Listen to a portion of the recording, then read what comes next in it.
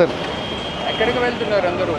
వైజాగ్ అండి, అరకు వెళ్తున్నాను. అరకు వెళ్తున్నారు. ఓకే, వెహికల్ కాస్ట్ ఎంత? 21 lakhs అది. బట్ ఇందులో మీరు హెల్మెట్ పెట్టుకున్నారు, జాకెట్ వేసుకున్నారు, సేఫ్ గార్డ్స్ చాలా బాగున్నాయి. But what about vehicle registration number plate?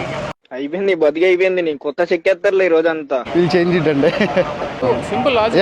ఇంత ఖరీదైనటువంటి బండి కొనుక్కొని 21 lakhs బండి కొనుక్కొని దానికి సంబంధించిన నెంబర్ ప్లేట్ మీరు కొనుక్కొని మీరు బిగించలేదు అంటే వీళ్ళు చేంజ్ అర్థమేంటి? డెఫినెట్గా చేంజ్ చేస్తాను. దానికి అర్థమేంటి?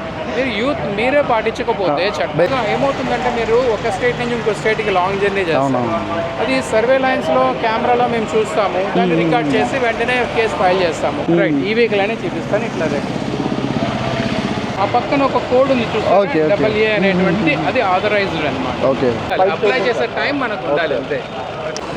చెప్తా ఉన్నాను, డెఫినెట్లీ చేంజ్ ఇట్. ఎందుకంటే అది చాలా ఇంపార్టెంట్. మనం ఇప్పుడు మీరు వెళ్ళారనుకోండి, ఆ ఏరియాలో కొత్త వాళ్ళు ఎవరైనా ఆ వెహికల్ చూస్తారు, చూసి అరే దీనికి నెంబర్ ప్లేట్ ఉండాలి, సో నెంబర్ ప్లేట్ ఉండాలి అనేది వాళ్ళు. మోడిఫికేషన్స్ సైలెన్సర్స్ ఎట్టి పరిస్థితుల్లో మోడిఫికేషన్స్ చేయకూడదు. ఇది మోడిఫైడ్. ఇది యాక్చువల్లీ బైక్స్ ఇదొక ఎడిషన్, అదొక ఎడిషన్ అండి. ఇది మోడిఫైడ్, అది మోడిఫైడ్ కాదు. మోడిఫై చేయకూడదు సైలెన్సర్ని ఎప్పుడూ కూడా. ఇది ఒక స్పెషల్ ఎడిషన్ కింద ఇస్తారు, ఎక్స్ట్రా 1.5 lakh పే చేసుకున్నాం దానికి. నింజా ఉందా? అది నింజా, ఇది Z900 అది cover sir. Will change it. Happy journey. Thank you so much.